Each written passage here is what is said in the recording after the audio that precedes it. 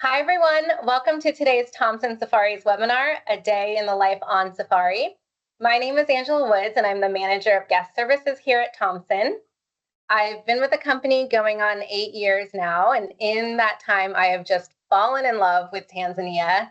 A few years ago, I actually went out there with my husband, Brendan, and we got married in Tanzania, just showing how much we love the country. That's the two of us on our wedding/honeymoon safari. And I'm thrilled to be with all of you today to share more about what this wonderful country and what a safari with Thomson Safaris has to offer. I'm here with my colleague, Louis Crary. Louis is one of our senior safari and Kilimanjaro consultants, and he has extensive knowledge of Tanzania, having lived, worked, and studied there as an animal scientist, and now working every single day with travelers like all of you to plan and design their dream safaris. Welcome, Louis. So in today's webinar, Louis will be taking us through a typical day on safari, and then we'll turn it to all of you for Q&A. So our colleague Carolyn is also on. She'll be monitoring the chat throughout today's webinar, and towards the end of the session, we're going to be getting to as many questions as we can. So with that, Louis, I shared a little bit about your background, but it would be great if you can share a little more about yourself and take us through a typical day on a Thomson safari. Happily, yeah. Thank you, Angela. I will take every opportunity to talk about myself. As Angela said, I've been fortunate enough to have an animal science-driven career that's taken me to the jungles of Sri Lanka, and I lived in Central America to get my master's degree in Costa Rica. And I'm laughing here because, of course, we had a lovely photo of Angela and her husband, and mine is with a decomposing gazelle, but it is a testament to my academic life that I had out in the bush. And it was when I was out in Tanzania that I really fell in love with the country. I was there doing mammal census work 12 years ago or so, and I encountered some guides. I asked them what safari companies they worked for, and they said, no, just one safari company. We work for Thomson. That wasn't something I was accustomed to. Most of the time, these guys will be freelancers or contractors. In this case, you could just feel the ownership of the product and the pride they had being ambassadors for Tanzania and also for Thomson Safaris. And fast forward to a little over a decade later, and now I get to help folks get out to Tanzania. Oh, there we go. There's a heartfelt image for you guys. That's myself and my girlfriend, Elena. We actually just summited Mount Kilimanjaro, a stone's throw from where most of these safari itineraries would begin. So anybody who might be interested in the mountain, please give me a ring sometime. We can talk a little bit about that and the transition to getting to a conventional safari itinerary. So without further ado, let's jump into a typical day on safari. And actually, I should preface that with a typical day on a Thomson safari, because sincerely, there are different points of emphasis when it comes to these sorts of trips. These operators may be more conservation minded like us, where others may be more budgeted, and there's going to be benefits to taking something a little bit longer and slower and more dimensional, and I'll speak to that a little bit later on. So let's at least start with the morning where mine would begin, and that's with the disembodied voice saying "Jumbo, Jumbo." That's going to be the wake-up call when you're out in the bush from one of our counterparts in Tanzania at the one of the members of the staff coming to wake you up. You'll have arranged to have somebody come by at the time that's appropriate for you. For me, that's going to be as late as possible while still making it in time to get to the Land Rover to begin safari. But, we're talking 6:30, 7, 8. I mean, the thing about safari is in Tanzania is that you don't have to wake up at 4:30 in the morning like you might in one of the southern African countries that's so far from the equator with these massive seasonal swings. In Tanzania, we're 3 degrees south of the equator. The sun's going to come up at 6:15 and the animals are going to be active all day. So we can have a reasonable wake up time. I'm probably going to have a quick shower, maybe fill up my water bottle, unplug my charging phone or camera after I've had some coffee or tea overlooking the savannah. That's the Central Serengeti camp you can see there. And I'll make my way over to the breakfast table. And after folks have some eggs to order and some fruit and they're fueling up to get ready into the vehicle, we'll probably make our way at around 8:30, 8:45, and that's when the safari would begin. But before we jump in the vehicles together and start the rest of the day, I'm going to backtrack a little bit because, like I said, my day started kind of late. I'll sleep in where I can. But for Angela, she might be taking advantage of some of the morning offerings a little bit more than I might. Definitely more of a morning person. I'm up with the birds. So for anyone who is also a morning person, or if you just want to stretch your legs and move your body a little bit before getting into the vehicles, at some of the camps, you can do a sunrise run around the camp perimeter. At other camps, there are yoga platforms. That's me and my friend Nicole there. And you can do yoga with the sun coming up overhead, and you're looking out into the right in front of you, seeing giraffes feeding on acacia trees. Right in front of you, warthogs and wildebeest taking their turn at the water hole. It's just such a magical way to start the day. Yes, magical is always going to be the case if warthogs are involved. We all know around here that Angela absolutely loves warthogs, so make sure they're given their due. A little underrepresented in our marketing materials, Definitely. I will say. So, okay. So we've had our food, we've gotten our cameras, we have our phones, we're ready to seize the day. The safari begins right away. In fact, it might have already begun while you were at camp. It is not uncharacteristic of a safari to hear zebra and wildebeest, maybe the hooting of birds and even hyena or lion while you're already in your camp. I mean, that's part of the beauty of being out in the middle of the bush. You are immersed in the wilderness. We are not going to commute to where the safari begins. You're already on safari by being out at one of these exclusive camps. So we're in the vehicles. We're starting to roll out. In this case, you see a few adolescent and some older giraffes making their way across the savannah. What's important to remember is that these are massive contiguous areas. A lot of folks will ask me, well, how long, Lewis, is the drive going to be from one of these locations to the next where we're going to see animals? And it's important that you consider that this is not something where we have to get you from A to B and then we see the animals and then this patchwork of these different wildlife areas. This is like Yellowstone, but at a scale of 6,000 square miles. This safari has begun and it's going to keep going until the end of your trip. I mean, the Serengeti and the Ngorongoro Conservation Area just about butt up right against each other. So while it may only take 2.5 hours or so to drive from one camp to the next, it's largely a moot point because you are always on safari. There could be a leopard in the tops of one of those acacias that you're looking at who's dragged an impala up there, or maybe a family of elephants with some calves who are starting to learn how to coordinate their trunks are nearby. And you're going to stop the vehicle and you're going to idle and you're going to see what Tanzania throws at you. So the safari is always ongoing. You're not going to be restricted in any way. A point of pride for us at Thomson Safaris is not having any fuel restrictions. One of the major costs for any operator is going to be the diesel for the Land Rovers. And that will often force certain companies to curtail their trips, and then maybe they'll only do a morning drive or only an afternoon drive. But in Thomson's case, we're not going to let that get in the way of what you're going to see on safari. We're going to go as far as we need to get something the guide is excited to show you. So something to keep in mind as you do your research, that there will be no fuel restrictions when it comes to our trips. We're going to be out there, and the goal is to amass as many animals from our bucket list as we can in the time that we have. So from here, let's say we've been out for a few hours.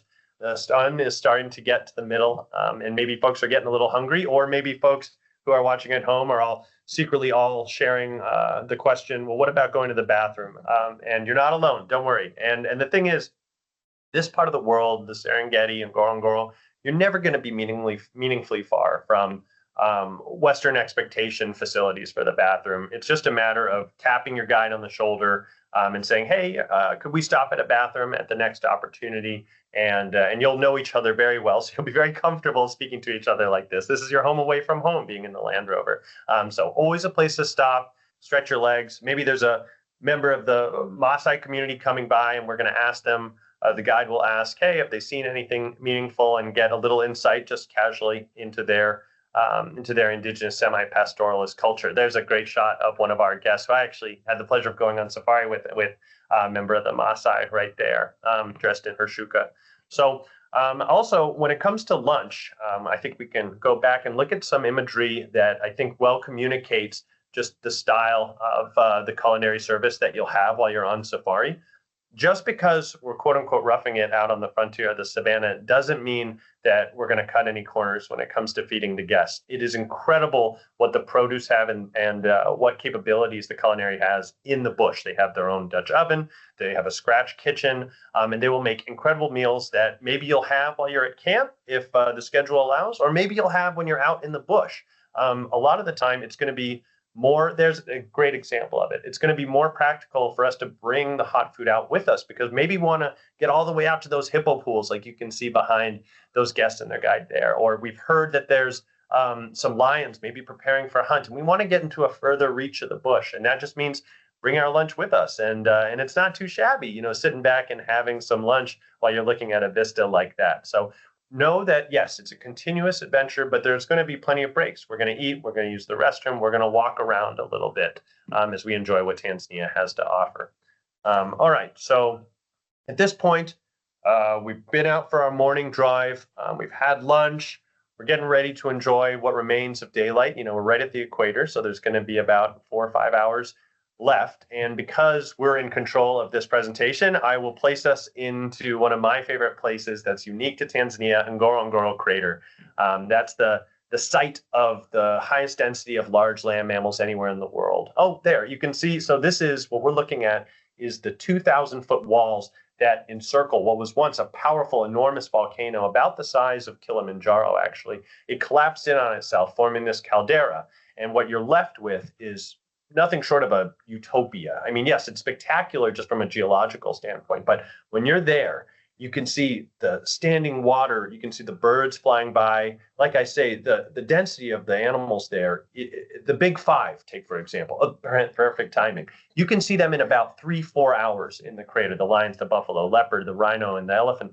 And let's not forget, there's a lot of folks who aren't represented there, namely warthogs, of course, but everybody from a 2-pound dik antelope to a 2,000-pound eland. You'll see just about everybody in the crater. The one exception being giraffes. It's a little too steep to get in there for them. But here, this is exactly what I was describing before. You can see in the foreground some zebra and wildebeest. Zebra are always going to be close behind, acting as almost chaperones for those wildebeest. And you have the lesser and greater flamingos with that beautiful pigmentation informed by the algae that they've ingested. And then just the start of that 2,000-foot cliff in the background.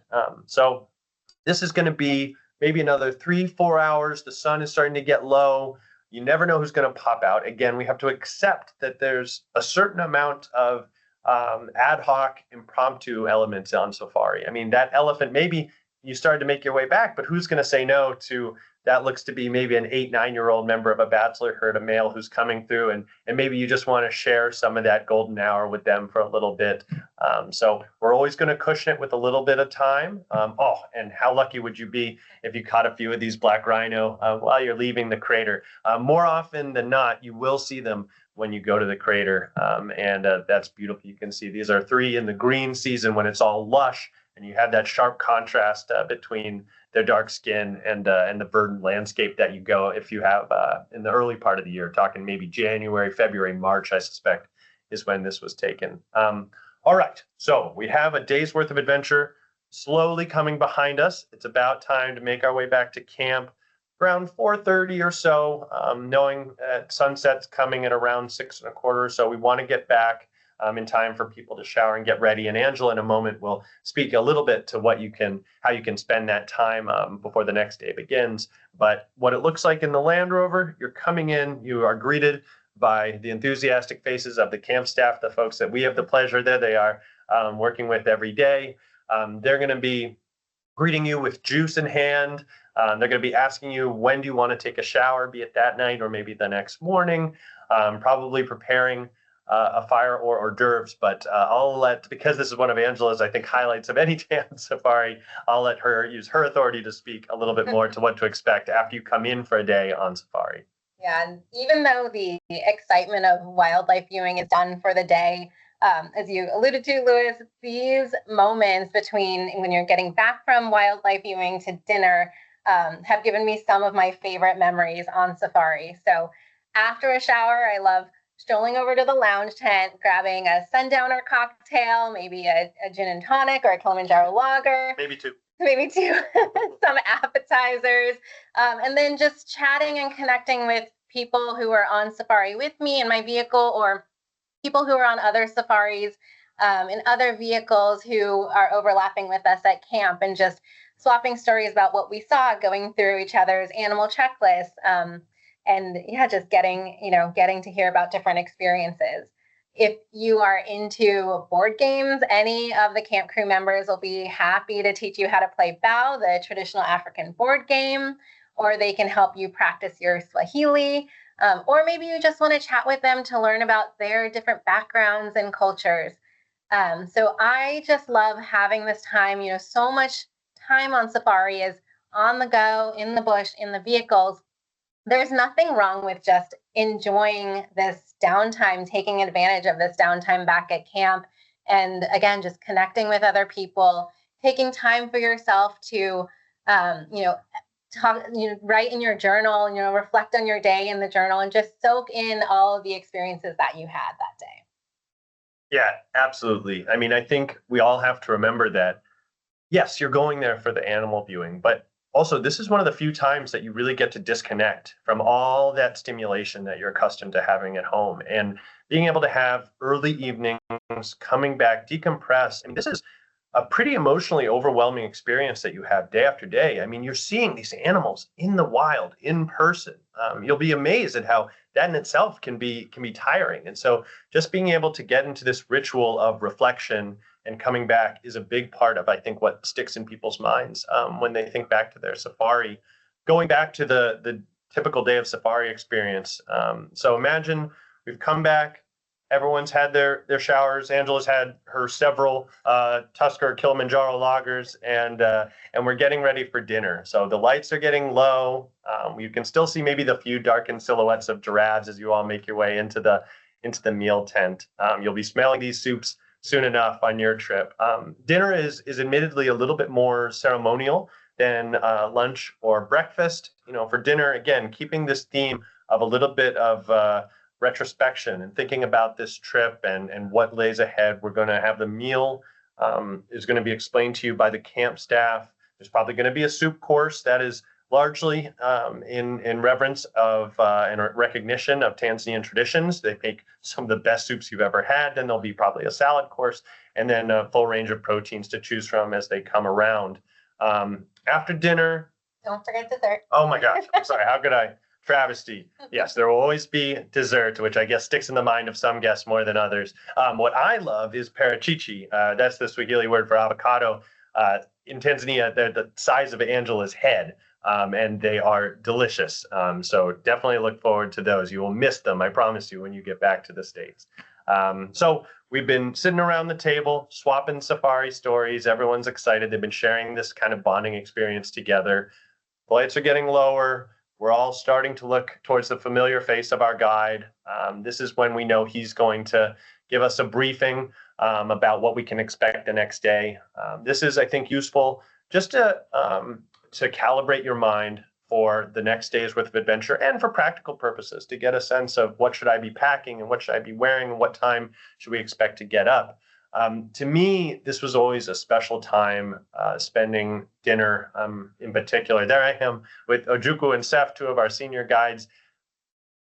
When you're researching safari, understandably, so much of your time goes into what are the accommodations like, and I'm thinking about the seasonality and the animals, but it's these guys that are delivering your experience. These are the masters of your 8 to 13 day trip. They are going to be informed by what they've seen. They've been with you every step of the way. This is not going to be you meeting someone and then you're getting farmed out to a different management company and you meet.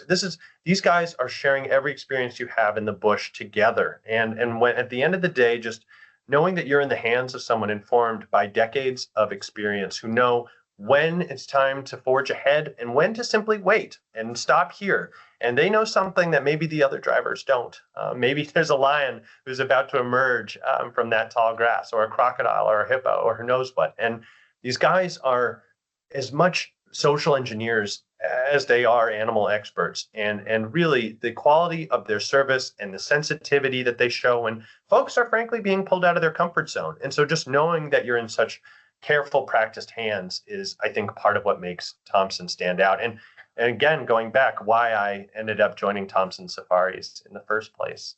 So just to bring the end of our day to a close, imagine we've finished our dessert, and we're going to start making our way probably back to our respective tents. Some folks might want to, oh, there's a beautiful shot of what they call the Serengeti of the sky. This is a dark sky rated area in the deep Serengeti bush. You can see those southern hemisphere constellations dancing above you. Maybe you sit around the fire for maybe one or two more drinks. But as it gets to be 9, 10, you're tired, and we have a lot happening the next day. You're starting to hear those animals coming out of the nocturnal night. The lions again bedding down, the hyenas, just the snorting of the zebra. You'll start to be antelope experts at this point, and this will come to a close, and you'll just know that you're prepared emotionally and otherwise for another striking adventure that's going to take you to yet another new beautiful vista in this incredible country. So I guess I'll call it there for the end of our hypothetical day of safari, and we can open it up to questions. Thank you so much, Louis. This was, as you mentioned, there's no typical day on safari, but what you just described sounds like the perfect day to me. So we do have plenty of questions from all of you. And as I mentioned, Carolyn has been monitoring the Q&A chat. So we'll go over to Carolyn for questions. Thanks so much, Louis and Angela. I think you've gotten everybody really excited for our next trip to Tanzania. So there are a lot of questions in here. The one that keeps coming up the most is, can you tell us more about the seasons and when is the best time to go on safari? Yeah, absolutely. So it makes sense. That's the first thing you want to know. First thing you're typing into Google. Tanzania is very forgiving when it comes to scheduling. Again, this is not like those countries in the southern end of the continent where we have to agonize about when is it a comfortable time both for people and the animals. In Tanzania, when you're only 3 degrees south of the equator, but at altitude, it is very pleasant, and it's going to be around mid 70s for the entire course of the year. So it's going to be very comfortable just in terms of ambient temperature. And then, of course, from an animal perspective, our whole job is to deploy guests to where the action is at the appropriate time of year. So you can go throughout the seasons. If you were to go in January, February, March, for example, you saw that picture of the rhino in that dense vegetation. We're going to have a more southerly Serengeti focus because the herds will be further down there. It's calving season. They're going to be having about 260,000 wildebeest and zebra births in the span of about 6 weeks or so. But on the other side of the year, if you were to go in the summer or the fall, when you might associate it with the wildebeest fording the rivers up there, the Mara and its tributaries, and launching from the shores of one side to the other, that's something that's happening in that drier end. But overall, the animal viewing is consistently spectacular. Spectacular. I mean, sincerely, that is not going to be compromised over the course of the year when it comes to Tanzania. It's just a magical place that way. April is the heavy rain, so I would maybe the one restriction would be avoid April. But outside of that, it truly is dealer's choice. Thanks, Louis. We also have a lot of folks here asking, what are the Nyumbas like? Can you tell us a little bit more about the accommodations? Sure, I can take that one. So the Nyumba camps are right in the bush, giving you close proximity to the wildlife. They are canvas tents, canvas walls, but that doesn't mean you aren't going to be comfortable. You're going to have amenities that you are used to having here. So every Nyumba tent has an ensuite bathroom with a toilet, a hot bucket shower. There are comfortable beds with mattresses, high thread count linens. And outside of your tent, you have access to the lounge tent where there are comfortable sofas. You can read a book, go through your animal checklist. There's a bar in the tent. There's Keep Fit kits if you want to get some exercise in, laundry services at the camps. So, Nyumba means home in Swahili, and we know you're coming a very long way, halfway across the world, coming to Tanzania, and we want you to feel comfortable. We want to feel like you are at home, like you are walking into your own home or your friend's home who you're visiting, and we really are confident that you're gonna feel that comfort at these Nyumba camps. Thanks, Angela. And while we're at these camps, there's a few folks in here who are telling us that they're vegan or vegetarian and wondering if those dietary restrictions can be accommodated, and are the fruits and vegetables safe to eat? Yeah, that's a great question. I'll just start by saying the food on safari that the camp crew, the Thomson crew prepares, it's phenomenal.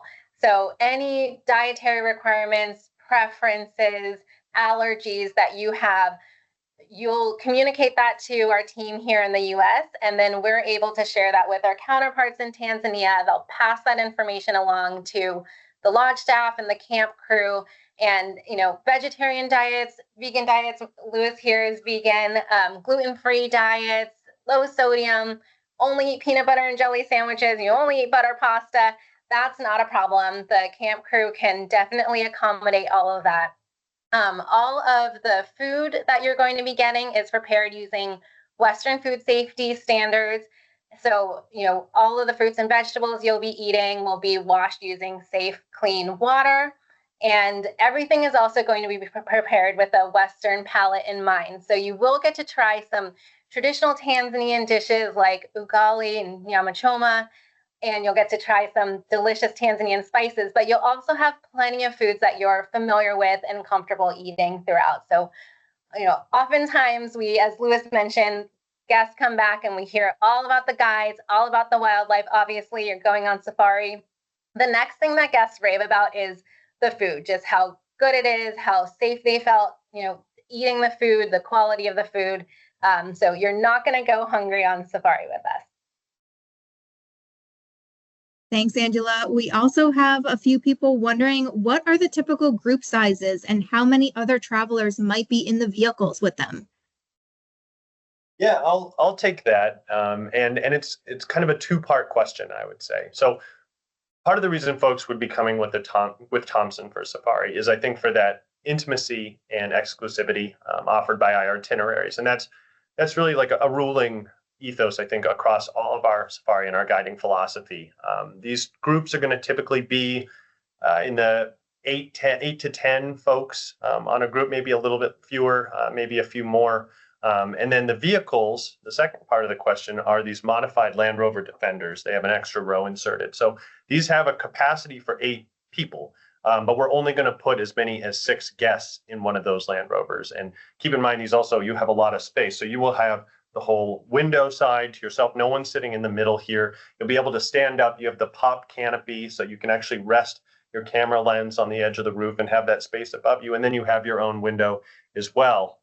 And then if we graduate to 7 or more guests on a trip, then we've automatically moved to needing 2 vehicles. And so we'll have that much more space. So overall, yeah, part of the idea is that you want to share this with a small collection of like-minded people, because the reality is, if you are with a 25-person safari group, you're not going to have that one-on-one time with the guides and the staff that we keep going back to is such a significant part of your safari experience. So yeah, we're keeping it small with Thomson.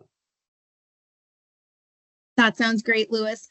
We also have a few questions here on my favorite subject, packing. Can one of you please share with us if there is a packing list provided? Is there laundry available at the camps? And are there any specialty items needed, like special hiking boots?